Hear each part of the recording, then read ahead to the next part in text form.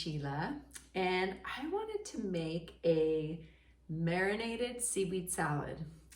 And in particular, I am going to use hijiki, and this is not hijiki that I harvested, obviously, with the bag. And it's a really delicious seaweed. And seaweed is so good for the body because of all the trace minerals. It's like a booster food. It gives you, it packs a big bang for its buck, if that's how you say that saying. It's really good for the thyroid gland because it's very high in iodine. Our thyroid hormone is actually made of iodine. It's a tyrosine molecule with either 4 iodine or 3 iodine, and the 3 is the usable form. So it's fun to get some good nutrients into the body. So I have the hijiki seaweed that I just put into a little bowl, and you can see it's like little tiny pieces, and this is about 1/2 cup, and I'm just going to fill it with water and let it sit for a few minutes, about 15 minutes to rehydrate and plump up and get yummy. And I am going to make a dressing. What I'm going to do is I'm going to make a salad with what I have in my garden right now, which is this beautiful cucumber and some tomatoes. And I happen to have these little tomatoes.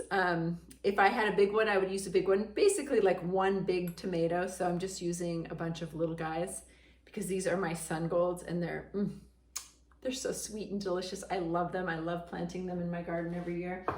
I barely water them and they come out really nicely. So I'm gonna make a dressing. And the first thing I'm gonna put in my dressing is about 1/3 cup of lemon juice. Now I'm a little bit of a, just play it by ear and sight kind of a cook. So I'm not gonna measure everything, but I'll share the measurements with you. But I'm gonna put about 1/3 cup of lemon juice. And these lemons are pretty darn juicy. So I'm gonna use a couple of them to get there. And these are lemons actually from my lemon tree. It's a Meyer lemon. And I love this lemon tree. It is much older than me. And I think it's probably at least 60 or 70 years old. I have 1/2 cup here so I could just see. I'll just do all 3 of them. Why not? So about the juice of about 3 lemons. I'm gonna just put my lemon juice in a jar, and then that way I can shake it when I'm ready to make my dressing. I'm also going to put about 1/3 cup of olive oil, and I have this beautiful olive oil I just got while traveling. It's a Santa Barbara olive oil. So I'm just going to use the same amount as I use, equal amounts lemon juice and olive oil.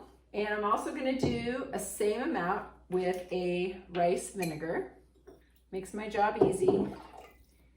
And then I'm going to do 3 tablespoons of plum vinegar. And I actually just got this plum vinegar from, I taught a class. So I'm actually gonna, instead of just doing the tablespoons, I'm actually gonna open one of these up. The pit is still in here, but these are local plums that somebody made. I got this, I did a class for the Series project. It's a nonprofit that I volunteer for, and I taught a nutrition class for them, and they gave me some plums. So I'm gonna put 1 in there, and then I'm gonna put a little of the juice. It's kind of salty. And then I am going to put some cloves of garlic. My best year ever garlic growing this year. I feel like this is a bragging session for me, but it's the end of the season. It's the end of summer. It's almost the equinox. And we just had our first rain, hallelujah. And that was really nice. It was not a lot, but we'll take whatever we can get. And it feels like fall today, which feels really good. So what I'm gonna do is just take my garlic and crush it with my knife, which makes it really easy to just get the skin away. And this was my best year of garlic.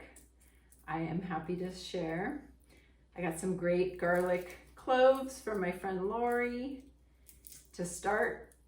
And yeah, they just came out good. Okay, so I'm gonna put them in a press because this is a dressing. I don't want big chunks. So I'm gonna just press it into my dressing so I get nice little pieces. And that is actually really good when you press your garlic and you expose as much of the inside that you can, it activates an enzyme that then starts working for you in your body when you crush it like that. And you put it in the oil, it kind of preserves it a little bit. So it's very exciting. I'm gonna put a little bit of water. So I'm gonna actually do the same, or about 3 tablespoons of water. So this is a recipe that I found from an old colleague of mine from Bauman College, but of course I'm changing it up a little bit based on what I have in the garden. And I have a little bit of basil left. So I'm gonna add a little bit of basil. I'm just taking off the flowers, and a little bit of parsley, and I'm just gonna chop this up and add to my dressing. Now the plum is salty, so I don't need any salt. If I had cilantro and dill, I would add that in here too, but I do not. So I've got my herbs chopped up to perfection, at least my perfection, and then pop it in there. Okay, so here I've got my dressing. What I'm gonna do now is I am just going to take my dressing, put a top on here, and shake it. There, I've got my dressing. Now, if I want to taste my dressing and see how I like it, it's always nice to use something that's going to naturally go into my salad. So I'm going to take a little bit of my cucumber. And I have really learned this season with growing cucumbers that the thinner you slice them, the yummier they are. So I'm just going to taste my dressing.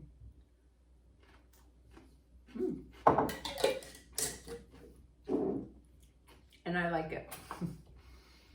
So I'm gonna thinly slice my cucumber. Definitely got a little bit big, this cucumber. So you can see it's kind of got a cool little design on this in the middle, but that's okay. And because this is such a fat cucumber, I am gonna actually just cut it in half and then in quarters. So it's more bite size for me, right? If it was a thinner cucumber, I wouldn't do this, but it's just very big. So I've got my cucumber. Now I'm gonna put my tomatoes, and I'm just gonna cut my little cherry tomatoes in half. So now I have my cucumber and tomatoes all chopped up. I'm gonna add a little bit of onion. And so I've got a nice red onions. Red onions tend to be kind of sweet and yummy, or at least they can be. So I'm just going to actually, I'm not gonna use the whole thing because it adds such a strong flavor. But raw onions are really high in quercetin, which is very protective against inflammation of the lungs, which is a good thing right now. And so I'm going to use about half of this, and I'm again cutting it as thin as I can. I didn't peel it first. I'm just going to actually go in there individually and get rid of the outer layer. I don't mind doing that because then it just kind of preserves this in a good way. A lot of times I'll just put this on the small plate in the fridge face down, so I don't have to use plastic or anything like that, or Tupperware. Just chop this into smaller pieces. Again, whatever works for you as far as flavor, but these will really take on a nice flavor with the salad dressing, and it'll be like a nice marinade. But I'm not gonna go too small because I kind of like the way that the flavor gets imparted on the onions, and it tastes to me like pickles in a way, pickled onions. And I love that. And I'm gonna start crying because of these onions. Whew, they're a little strong. Okay, my next step is I am going to toast some sesame seeds. And I actually put these, consolidated my white sesames and my black sesames the other day. So I think I'm gonna be using white sesames today. I'm just going to add about 1/4 cup. More is better when it comes to sesame. When it comes to toasting sesame seeds, you start to hear a pop when things are ready. So there's my onion in my bowl. Now this can go in the fridge, and I don't have to use any plastic or any Tupperware, and I kept the skin on there, so it just kind of preserves it. It's just a simple way of using it. And I don't know if you can hear this, but I can hear my sesame seeds starting to pop. So I'm actually gonna turn my heat off, let them sit in there so they don't go too high, but they'll continue to toast just a little bit. All right, now my seaweed is also ready. So what I'm gonna do, this is my compost bowl. I'm simply going to strain my seaweed. Now hijiki is an interesting seaweed, and it's actually usually been rinsed first. So some seaweeds are not rinsed and they're pretty salty and you might want to strain them, but not necessarily this one. So I'm going to just do the best I can to get as much of the water out, and I'll just give them a little taste. Yeah, and it's not too salty at all, so I don't need to really worry about rinsing them. But I'm going to add this now in here. And then I'm going to add my dressing. And I'll just give another little shake. Now, everything is going to take on this flavor, including the seaweed, but that's a good thing. I'm not going to necessarily start with the whole thing. And I'm just going to stir it up. And I can see there's a lot of liquid from the dressing on the bottom. So I think that that means I probably have enough in here because I can keep stirring it. Now I'm going to want this to sit, and I'll put it in my refrigerator for at least 15 minutes before I taste it and before I sit down to eat it, so that everything, all the flavors can marry. Not marry Sheila, but marry. Just kidding. When I was in 5th grade, I had my first boyfriend who, once we became boyfriend and girlfriend, I avoided him like the plague because I was too embarrassed to talk to him. But the kids around school would say, "Hey, Jeff, when are you going to marry Sheila?"